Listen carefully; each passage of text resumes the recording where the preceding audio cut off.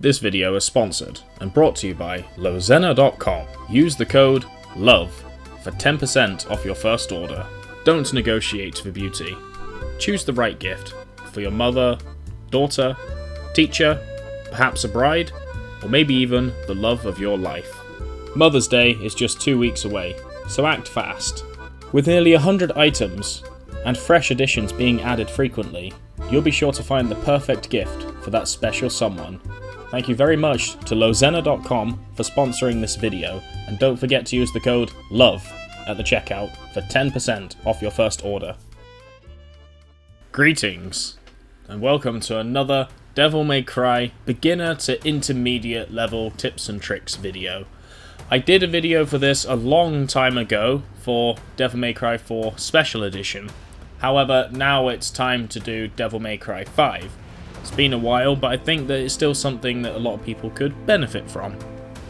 Now, because there's obviously some similarities between the games, because they are both Devil May Cry games, some of the generic tips will be the same as Devil May Cry 4. For example, iframes. Iframes is going to be a big one that's going to be very much the same. There's minor differences, but the general rules are going to be the same. So, if you've already seen the generic tips for Devil May Cry 4, then you can skip over this early point, and on screen about now, there should be a little point saying where to go to skip the generic tips. But the characters will have some very different tips, because the game has changed a lot for them, and Devil May Cry 5 is fundamentally different. So, let's get started. I will be using SSSiyan's cheat mod, which allows you to set up scenarios quite easily and lets you alter the game to suit you. However, I will ensure that the gameplay is as close to the original as possible while still illustrating my points. It's a fantastic mod, and you should definitely check it out if you have the PC version. Firstly, max out your health and Devil Trigger, but don't rely on gold orbs and red orbs to revive yourself. Those will not teach you the game, and you'll end up just using them as a crutch. But maxing out your health and Devil Trigger means you are still playing the game. This may sound like an obvious tip, but a lot of people don't realise that they're using a crutch, and you need to remove your crutches in order to improve at the game. In the same vein as the tip I've just given, max out all your skills, and if you're playing as Nero, then equip the appropriate Devil Breakers. It's one of those things where you unlock it slowly, and you adapt over time to acquiring all your new skills, but having them all unlocked just makes you a stronger character, and not having that is simply a detriment. It may sound obvious, but just practice your inputs. We have the Void, and we have Bloody Palace Stage Select. There is no longer any excuse to not practice your inputs. If your inputs are clean, you'll perform better. Obvious, but effective. Now we have iframes and breaking out of moves. Vergil's doppelganger gives him iframes and it breaks him out of moves. Rolling and jumping, and also Vergil's regular trick move gives him iframes as well.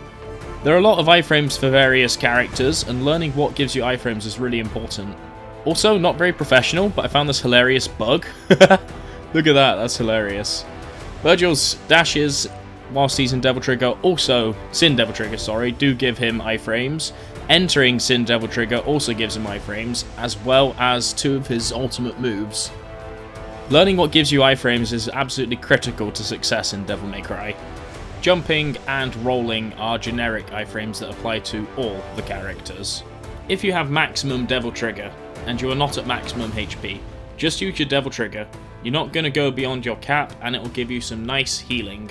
In the same token, if you're at max HP and you have a lot of spare Devil Trigger, then charge up your SDT in advance. It allows you to basically use what would be overcapping and putting it into a useful resource. Air Taunt is broken. It builds a lot of Devil Trigger. You can use it once every 30 seconds or so. It gives you height. It's so safe. It's broken. Use it. The next tip is to focus enemies down one at a time. This can be very difficult during the chaos of Devil May Cry, but if you can focus enemies down one at a time, you will reduce that chaos. The way a lot of people die in Devil May Cry is they get completely overwhelmed by the sheer number of enemies, and they just can't keep track of it all. By focusing enemies down one at a time, you really limit their numbers. Now, AoE is still good. If you can hit multiple enemies, definitely take it. But observe here, I'm not the best Devil May Cry player. Dante is my weakest character. I'm out of practice.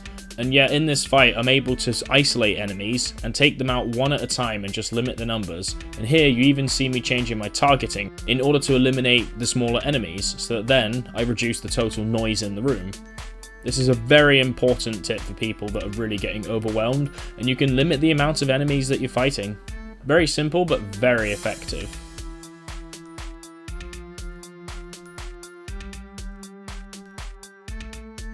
The last of the generic tips is to not use auto assist.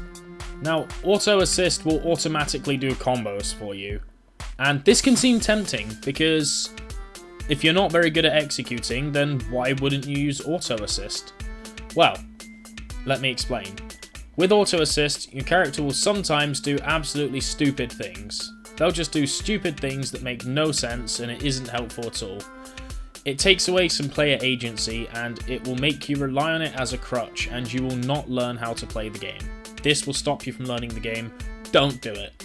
Really, please, don't do it. You'll just be worse for it. Charge Shot has been nerfed since Devil May Cry 4. Doesn't matter. It's still broken. It still stuns. It still does amazing damage. And it still builds a lot of Devil Trigger. Use it. You've always got to remember that with Nero. It is that good. This is one of those parts of the video wherein I'm using the cheat mod in order to change what my current Devil Breaker is. Now, I'm going to talk about all of these different Devil Breakers, and I'm going to do my best to give you a good analysis on them. I'm not including the DLC ones. I'll make a small note on them, but the main thing is going to be the ones in the base game. So, first of all, we're going to start off with Ragtime, if I can find it. Ragtime. So, what does Ragtime do? Well, it slows enemies down. This is as broken as it sounds. So, is it 3 for my Ragtime? Yeah, 2. Okay.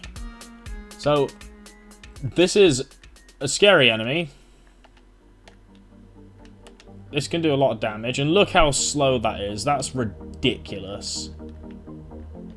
But have fun. What is that? What were they thinking? And you can just keep doing it. This is probably the most broken Devil Breaker, although it is quite specific, and sometimes in combat it can be hard to land. But that doesn't matter that much. If you really want to, then they brought Quicksilver back in this game, and you can just like slow down time. Yeah. There's no tips with this one other than it's broken, so you should probably be using it. There's nothing more to say other than that. You should probably be using Ragtime. It's not very balanced. Next, I want to talk about Punchline. What is Punchline good for? Well, something that newer players sometimes have a problem with, or people that struggle to get past Dante Must Die, is they get hit because they're committing to things and they're not sure what's safe. They'll make all these commitment plays and then they'll get absolutely wrecked by something random. Punchline allows you to do what I call the lame playstyle, because it is lame, but this is a safe way of dealing a lot of damage. You don't have to interact with the enemy. I say a lot of damage, it's not absolutely masses, but it's just good damage. And you can stay away from enemies and literally just focus on dodging, charge shotting, and throwing punchlines. Against certain enemy types as well, it can stun them, although on Dante Must Die it's not as reliable. But let's find an appropriate enemy. So we've gone with a basic enemy for the sake of it, and this is a good stun. Look at that. That is an enemy that I don't have to interact with. This allows you to get some taunts off. This lets you get charge shots going, and it's all round just nice. You can launch an enemy, punchline it, and then I can go and hit something else. This is an incredible, incredible Devil Breaker. I don't think it's as good as Ragtime, but it's easy to use. You can just press B and boom, you are doing X damage. And certain enemies just get stunned by it. It's really nice. Now, on certain bosses, it's not going to do all that much in terms of stunning. Well, most bosses at that. But it is reliable, safe damage. So I've got 1266 damage. And how much damage does it do? 150-ish. 150-ish. Which, for context, that's as much as a basic sword combo, nearly. And it's low commitment. You can just do it. It's really nice. It's much easier to use than Ragtime, which I think is a plus. Because Ragtime does have the caveat of you need to have really specific spacing. Whereas Punchline, I could be all the way over here. And whamp. Oh, I missed. Whamp. Missed. Whamp. There you go. Oh, okay, you actually have to be in a certain range of them. I didn't know that. Huh. Well, I learned something new. But yeah, I don't have to aim it. I can be looking over here, press B, and I'll lock on in a certain range. That's really nice. This is just decent damage. So let's say I'm low on health and I'm low on Devil Trigger. Then what I can do is I can Punchline, I can Air Taunt, then I can Charge Shot. And something else you can do is you can overlap the stuns. So, I can Punchline, I can fight something, we'll pretend there's an enemy there, and then as Punchline runs out, I can Charge Shot, and that enemy is now stunned for an eternity. And then I can Punchline again. There's a lot of cheese you can do with Punchline. It's easy to use, and I think it's an absolute mandatory. The other two functions of Punchline are to ride it, which has minimal actual application. You can stun groups of enemies, but you could do that anyway without it. It's stylish, I guess, it looks cool, but functionally it's not that great. And if you ride it for long enough, it explodes and you lose the arm. Which... it's just not that great, to be honest. Like, you lose the arm for that. Functionally, it's not useful. And the other move is a massive uppercut, which does good damage, but the opportunity cost is you lose the arm. It hurts, but you lose the arm. Actually, it doesn't even do all that much damage, to be honest. Not that great functionally. Overall, Punchline is one of the absolute best arms in the game, purely for the low commitment safe damage at a distance that can stun certain enemy types. You could make a case for it being the best in the game, but skill cap wise, Ragtime has much more potential. Punchline is infinitely easier to use though, and you can definitely make a case for it being the best in the game, but it's just absolutely fantastic. This is so great.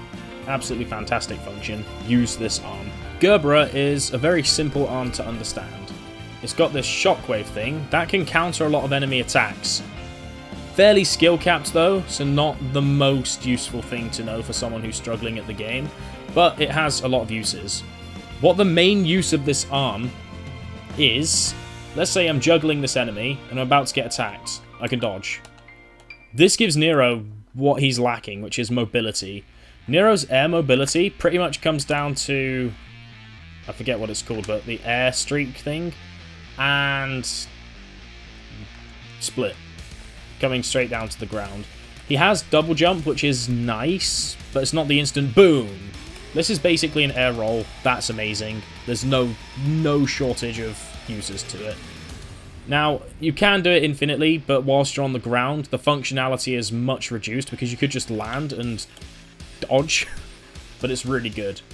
The break move is a massive Kamehameha. This is great damage. This is fantastic for a group of enemies. You can hit multiple enemies. Great ability to use. If you need Ragtime for a boss fight or something, or Punchline for a boss fight, and Gerbera is not going to cut it for you, it's a great option to use just to clear out some enemies. Fantastic arm, solid in every capacity, use it. Now we have Overture. Overture's not great. It has a knockback thing, and that's about it. It doesn't achieve much of help. Like, it's not the worst, but it's not great. It doesn't fulfill much of a niche that Nero doesn't already have. There's certain moves it'll stun that he can't in general, and certain enemies it's alright against, but it doesn't do anything, wow, that's incredible. It's just very underwhelming. The break move is like this. It punches them away and then explodes a few seconds later. And by a few seconds, I mean like 10 seconds.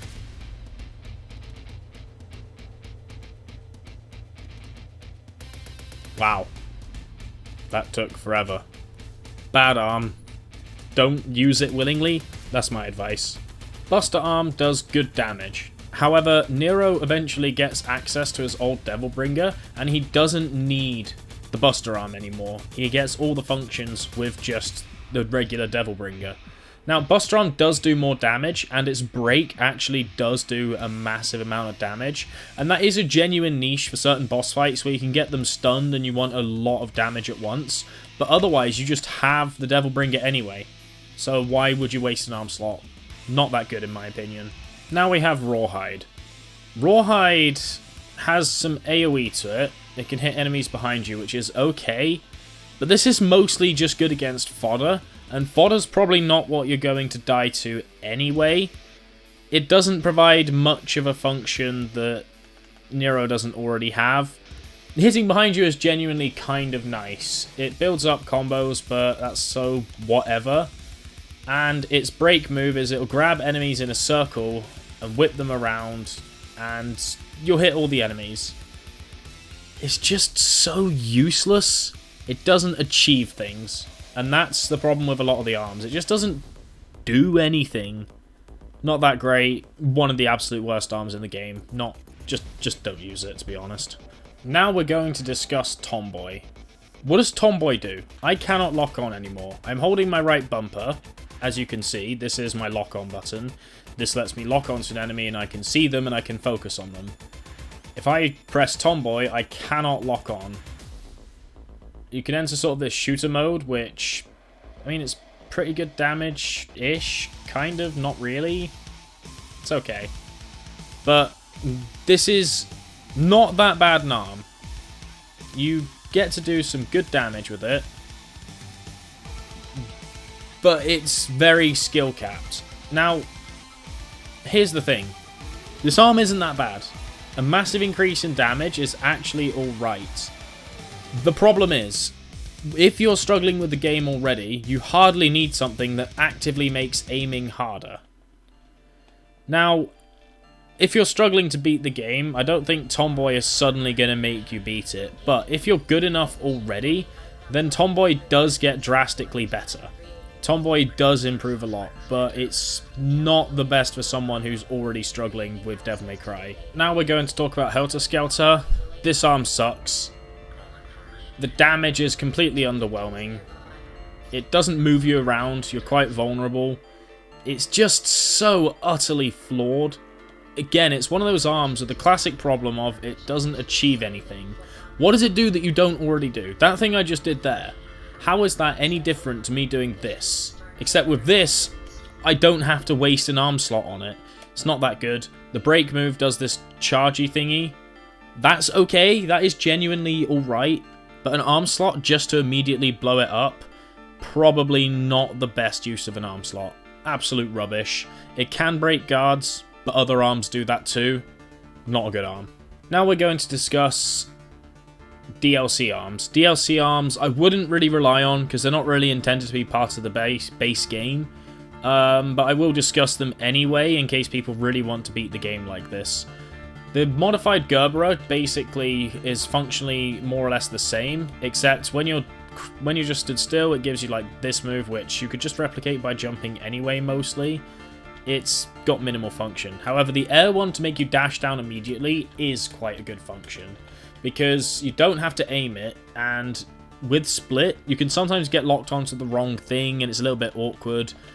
So, it's not the worst, but it doesn't add all that much to Nero's gameplay, so it's not functionally different from Gerbera. But because Gerbera's a good arm, this is a good arm. Just kind of by default and by design. It still does everything Gerbera did, so it automatically is a good arm. That's just how it is. Next we come to Pasta Breaker. This gets a kind of a free pass by being a punchline, kind of. The damage is a tiny bit less, but it's okay. It's still fine. It does the punchline thing. it's more for novelty. Like, this is literally to help Nero eat. So, you know, but it's okay. It's a punchline. It's not the worst. Like, that is still a pretty good function, so that makes this a pretty good arm by default. There's no real break move with it, but it's funny. It's like a punchline. It's okay. This is not a bad arm. This is actually quite a decent arm. Just inferior to punchline. Now we have Mega Buster. I mean, the best thing about this is it gives you the slide. This is actually really good. The slide is genuinely pretty good. You can slide out the way of a lot of things. You can run around while shooting. You can charge up the shots just like in the Mega Man games, which will destroy it. So, you know, it's a meme arm, but the slide is genuinely pretty good, actually. That is undeniable. But it's still not worth an arm slot. Not very good. Now we come to Sweet Surrender. Sweet Surrender will heal you during combat. It doesn't heal you outside of combat unless you break it. This arm is pretty okay. It heals you passively as long as you don't get hit, so it is a pretty big risk. And you can pop it for some health immediately.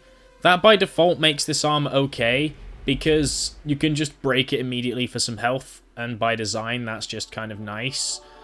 But it's not ultra amazing. It's still nice to just get some more health, so as far as DLC items go, it's actually helpful. But something that every Devil Breaker can do that is genuinely helpful and useful is you can pop it, and that'll give you some iframes, and it'll create an explosion. The iframes are actually genuinely helpful, which makes every arm at least somewhat useful by default. But it's something you generally want to avoid using if you can. It has its uses though, and that's something that's very important to know as Nero. Now we're going to talk about Dante. Dante, very obviously, simply has an element of get good. I don't like using that term, and get good is often used as an excuse to ditch players of any... It's used to just fob players off. Players ask for advice on how to do something, or how to beat something, and people will say, get good. I don't like that, but in this game, with Dante, there is an element of get good. There is an element of you have to practice and you have to get better, because Dante is the most complicated character in the game. Eventually you unlock the ability to use literally every weapon he has, which is absurd, and if you're struggling to beat the game, you are not good enough for that. You're not good enough for that. Simple as.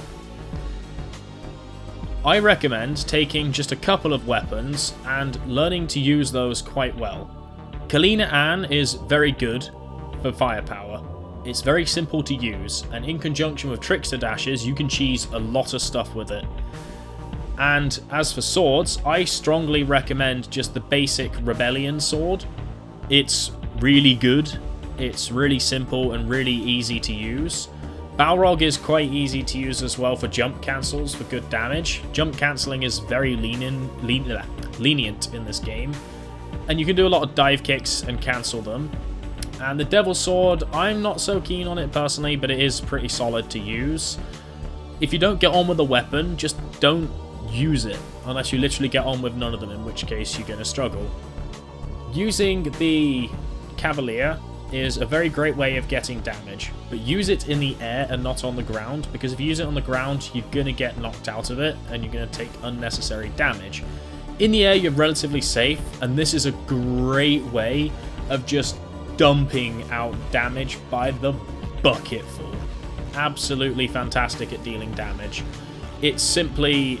I think it's one of the simplest weapons to use. Sometimes you'll get hurt using it, but it just does good damage and really pushes your damage to its limits. That's the best thing I can say about Dante, because quite simply, he can be very, very overwhelming. Very, very, very overwhelming. And there is an element of get good, and I hate to use it. But find a small kit of cohesive weapons that you gel well with.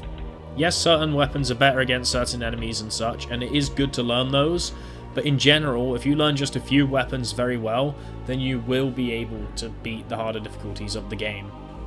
I am going to show you the most broken move in Devil May Cry 5, absolutely the most broken. Observe. I'm going to press a single button and I cannot die.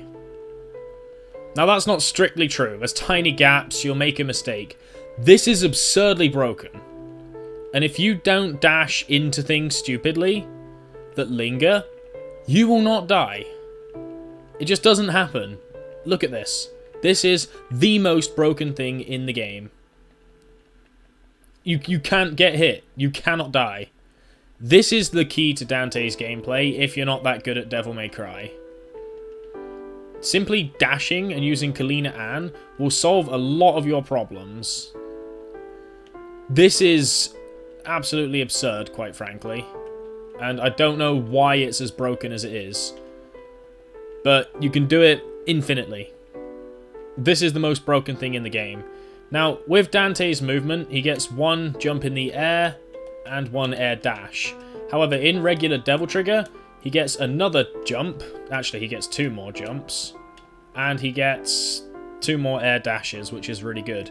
So if you're caught in a situation where you don't have very much options to move and you've already expended your air options, that pretty much boils down to that.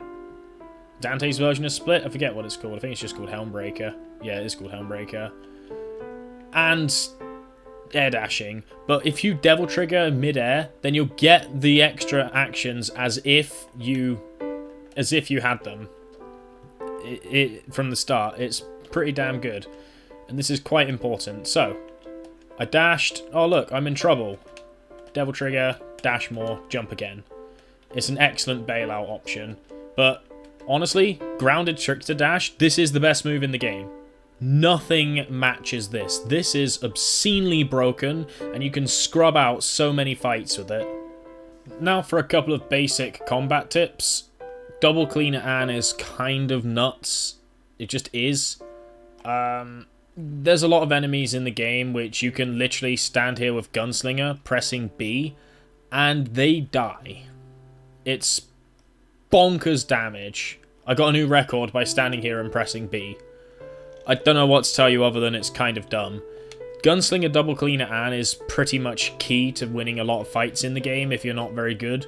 It's simple to use, very effective. The air button is really good. Like, that's just kind of nice. Just boom, I'm shooting 2 things at once. It's pretty solid.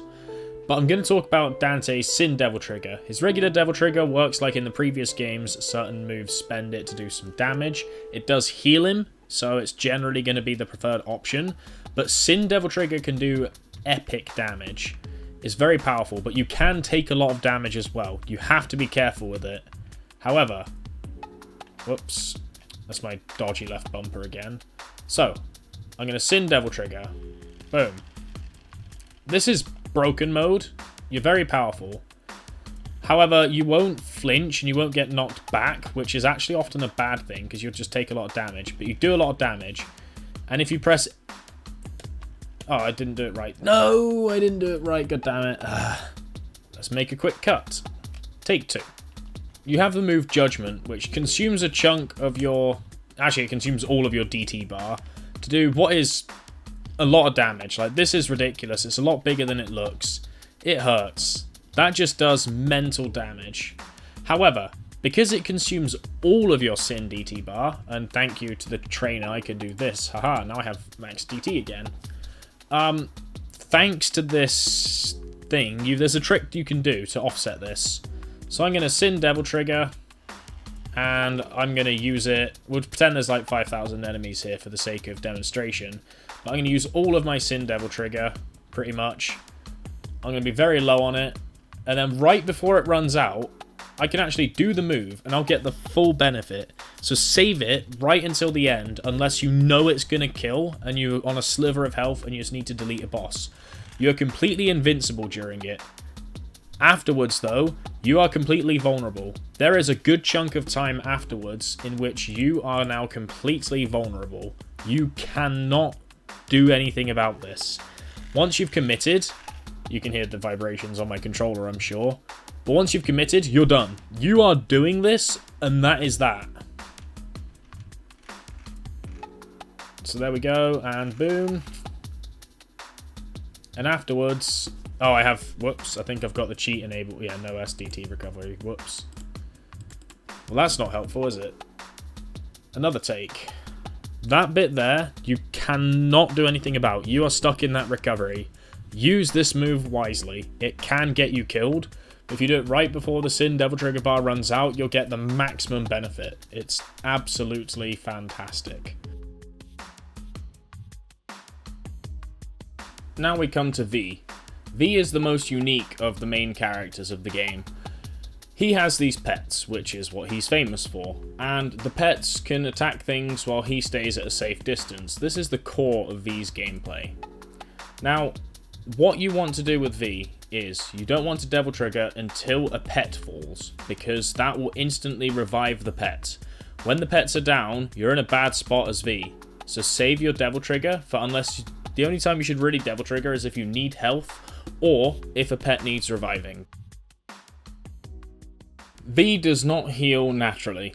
V has no inbuilt way to heal, unlike all three of the other characters. If I Devil Trigger, he does not heal.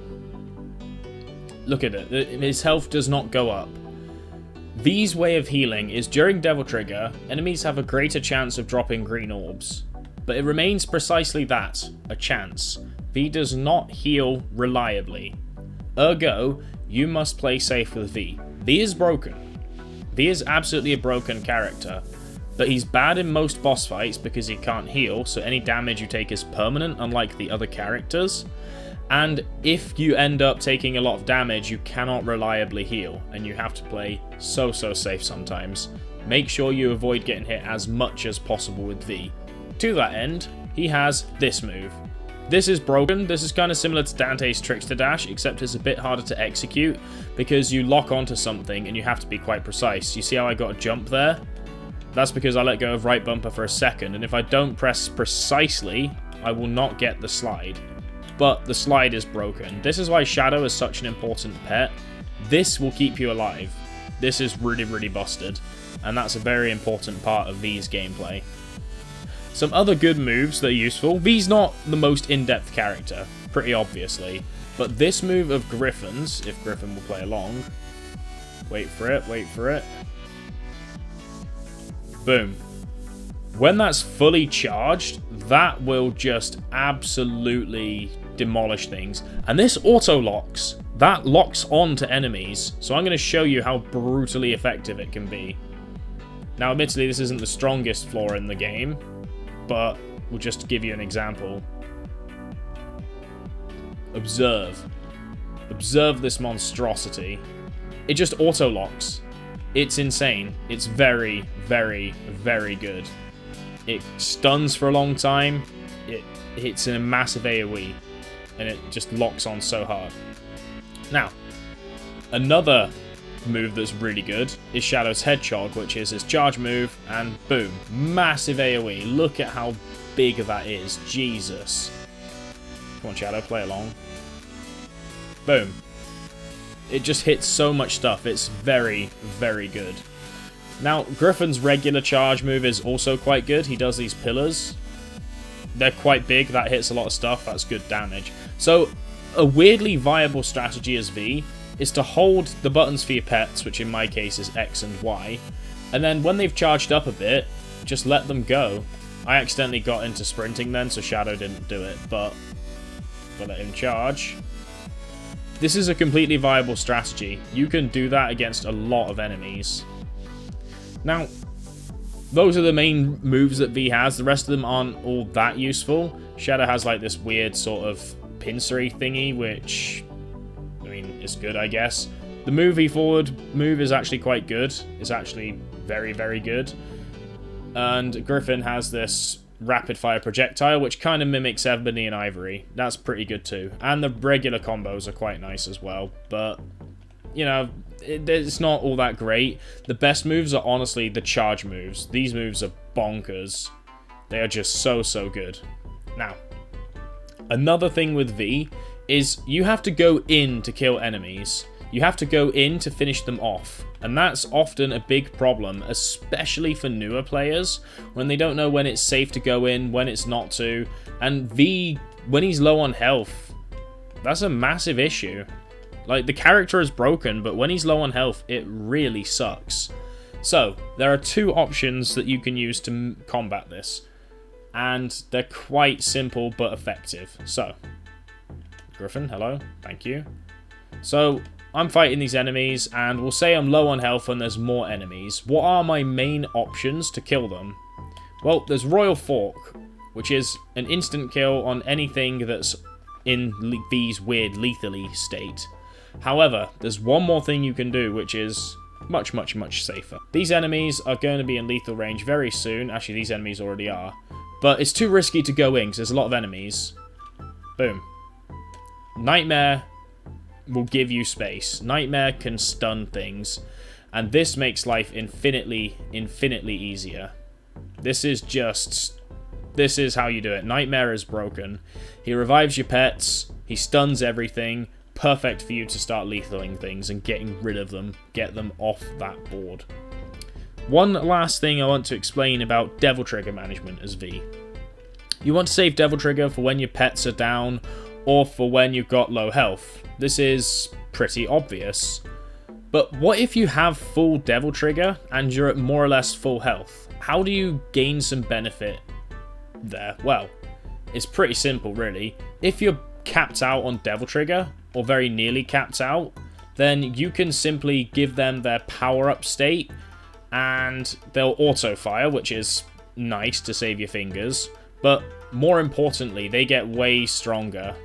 They won't do the optimal moves, most likely. That's just kind of a given. But you can still just do this. Boom. These guys are tougher. I spent a bit of Devil Trigger that I'll get back pretty damn quickly if the game would let my taunt give me Devil Trigger. Yeah, that's a way of getting some good value from Devil Trigger whilst it's basically full. And that can help you get through a lot of fights. That's genuinely really nice. The last thing I want to discuss is your pets sometimes get lost in the middle of nowhere and you need them to come back to you because there's enemies near you or something. What you can do, there are several options. With Griffin, you can press back and Griffin's button and he'll come to you and do this weird sphere-y, shockwavy thingy.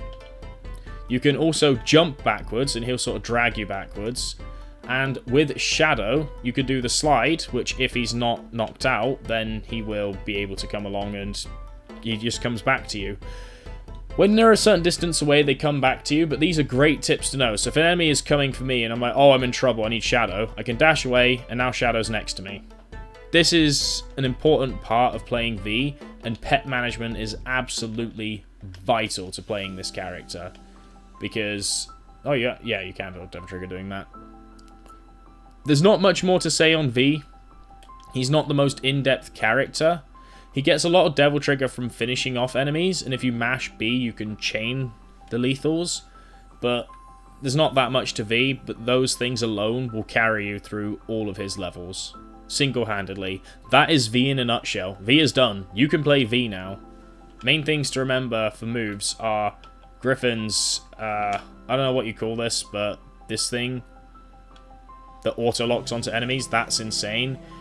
And Hedgehog is nuts. And the charge moves. The regular charge moves. These are just really great as well. Make sure you keep your pets with you. As soon as a pet is down, if it's Griffin, you can maybe get away with letting him revive. But Shadow, you need Shadow to dodge. If Shadow isn't with you, V will not be able to dodge very well, and you'll be limited to jumping. So you've got to make sure that you've got to keep these pets alive. And Devil Trigger solves everything, basically. That's V in a nutshell. You can play V now. Congratulations.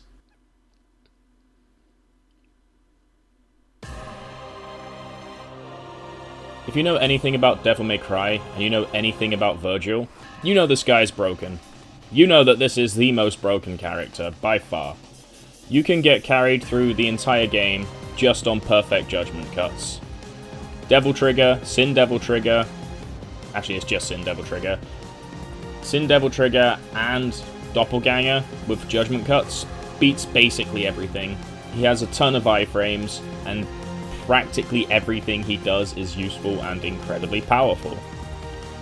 And I'm going to teach you some of the best things you can do with him, but honestly, Vergil is just so insanely broken, they didn't even try to balance him. Let's go. Firstly, we're going to talk about Vergil's concentration.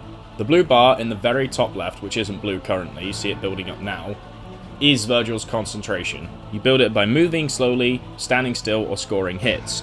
Obviously, moving slowly and standing still doesn't really do much. That's going to probably get you hit more than anything else. So, the best way of building concentration is to score hits, and Perfect Judgment Cut is an absolutely god-tier way to do that.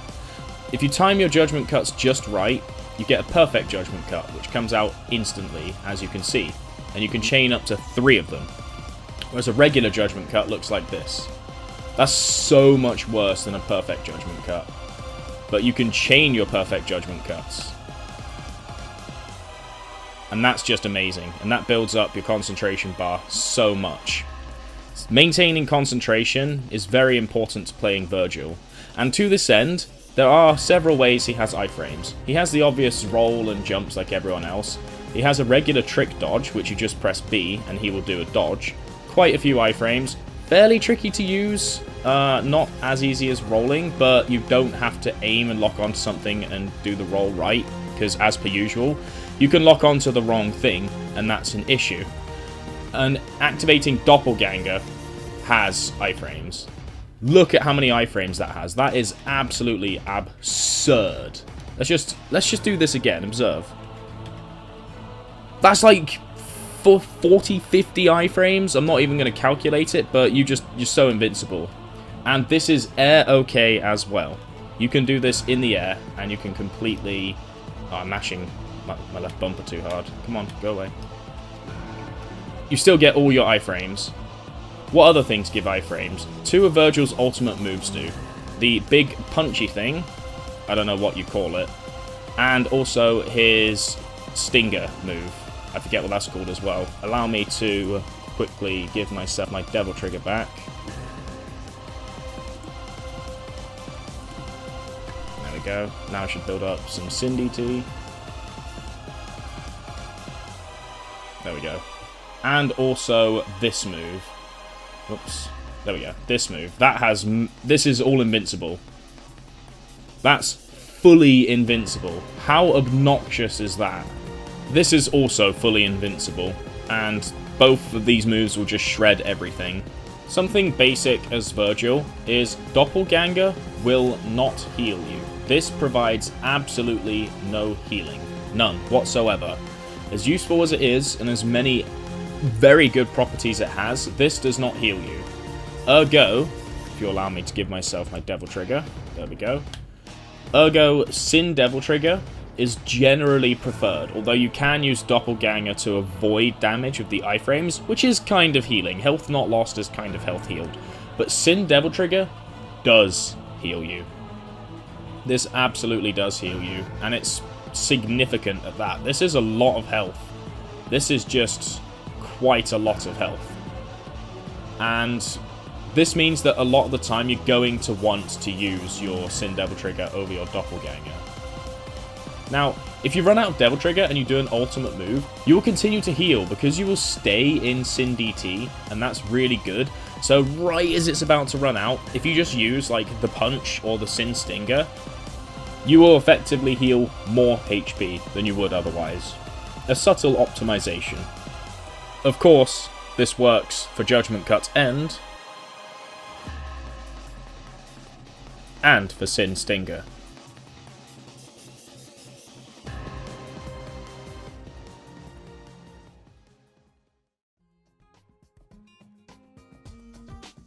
Usually I don't give tips on specific enemies, but I hate Furies with an absolute passion, so I'm going to teach you how to very easily shred Furies as Vergil.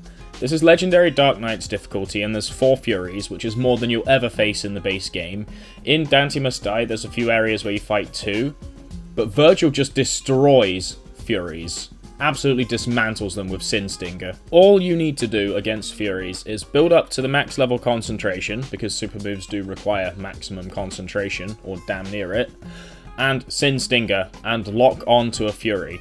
This works because Vergil is completely invincible, he'll counter an attack and do massive damage, but you must lock on, because otherwise you're manually aiming it, and you can lock onto a Fury even when they're doing their dashy invisibility stuff. and that's why Vergil just utterly destroys them. Another way Vergil can restore his health is with World of V. World of V is very weird to input, so forgive me. You can air OK it, and it will heal for masses. You saw there how much health I healed. I don't know exactly what causes the heal, and what influences the amount. It seems to be random, but the more concentration you have, the more you seem to heal. However, you can do it with 0 concentration, and you will still heal some health. Hang on, I've got an infinite concentration thing set. There we go, get rid of that. I'll get rid of my concentration. Thank you. So even though I have no concentration, I can still do this, and I'll still heal a bit. It seems to be based on concentration, but I've had inconsistent results. Now, the more concentration you have, the more powerful the actual transformation is. With max concentration, for example, let me just go, haha, concentration. You'll get Nightmare. The more levels you have, the more powerful the transformation is. You're vulnerable after it, but this is a good heal, and it's very reliable, and you can cheese a lot of fights by just using this over and over, but you are vulnerable afterwards, so be careful, because you're not completely safe.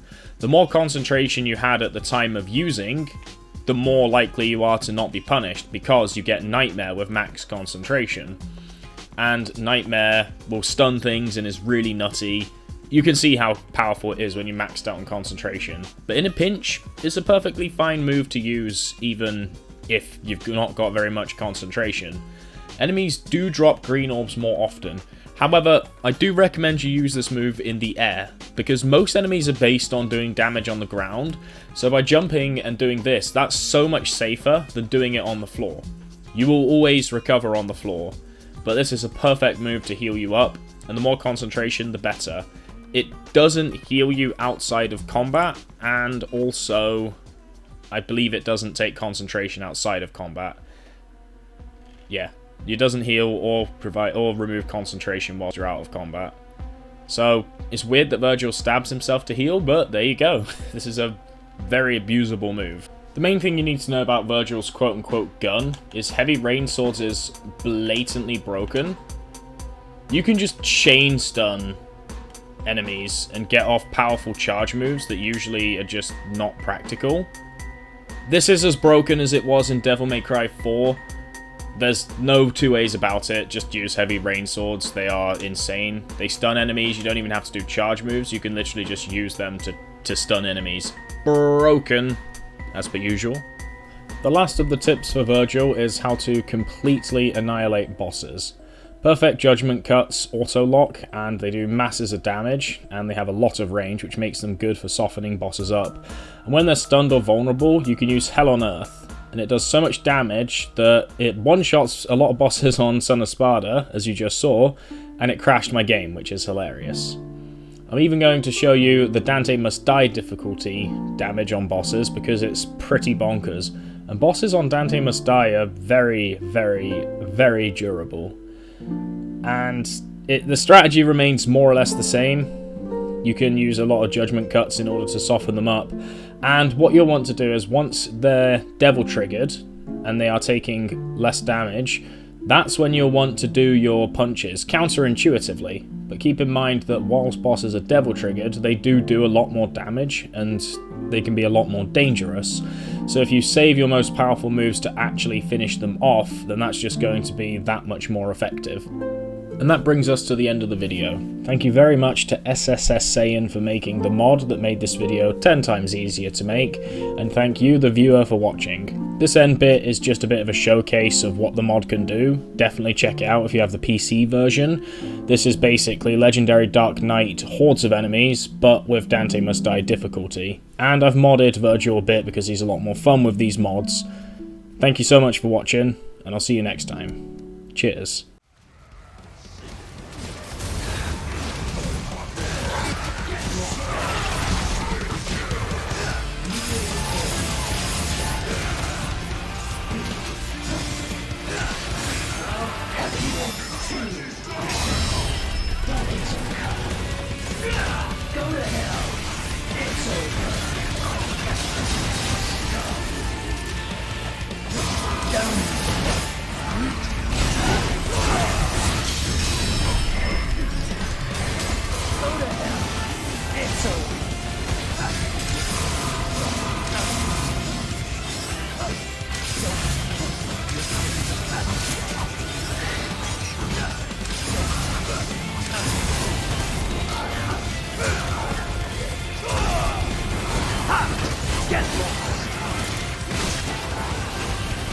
hell. It's over. Check.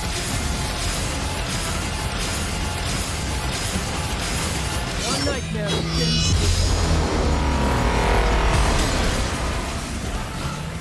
taking my time.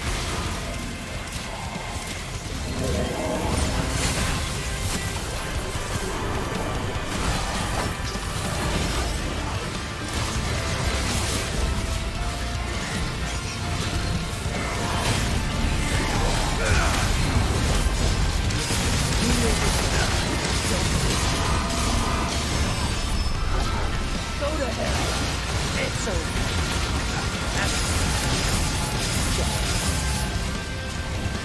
You shall die.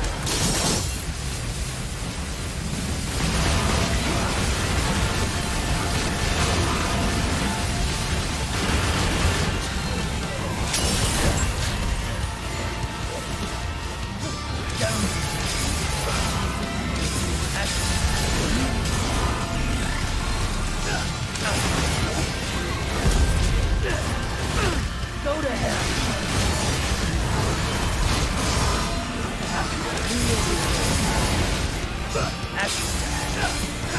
Down. Check. You're not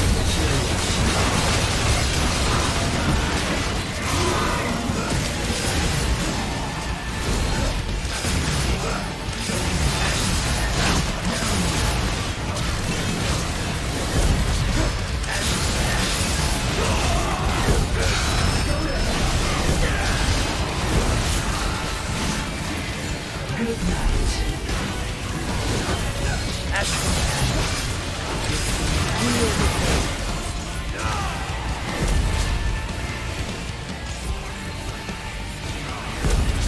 Go to hell.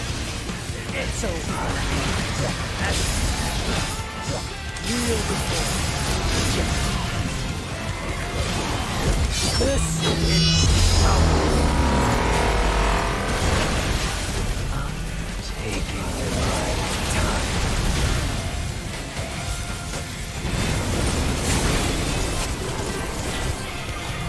Who votes waiting?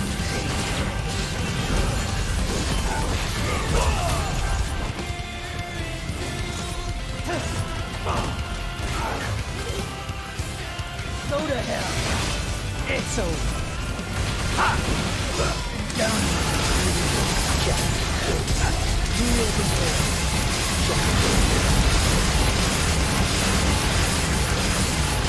Down. Real before.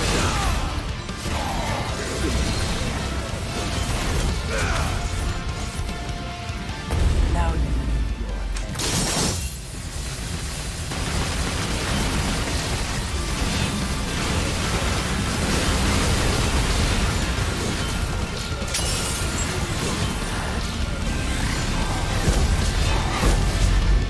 My power shall absolutely.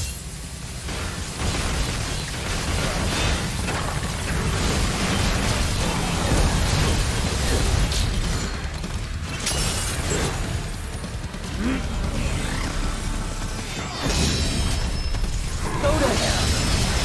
It's over. Get lost. Down.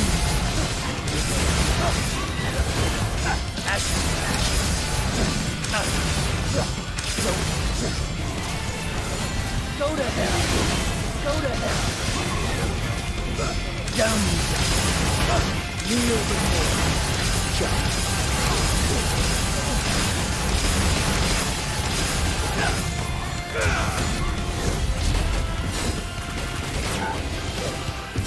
Go to hell.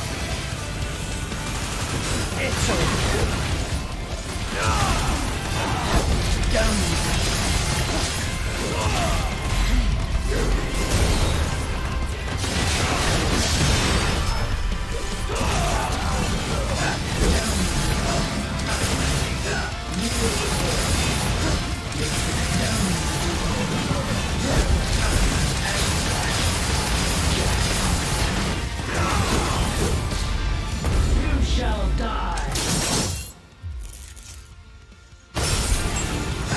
Kneel before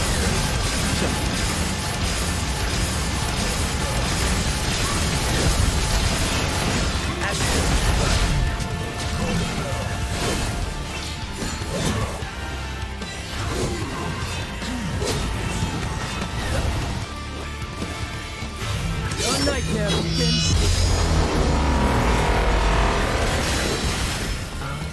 Taking my time.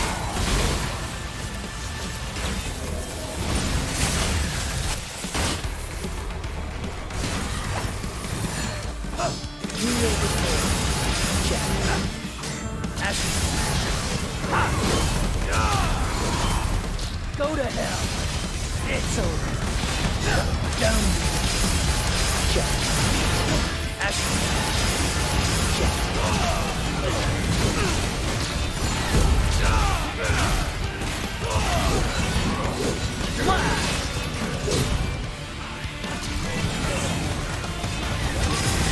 Get lost!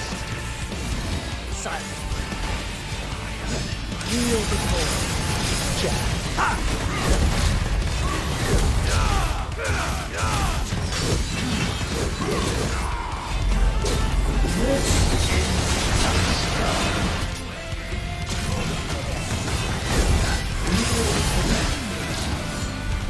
You shall die!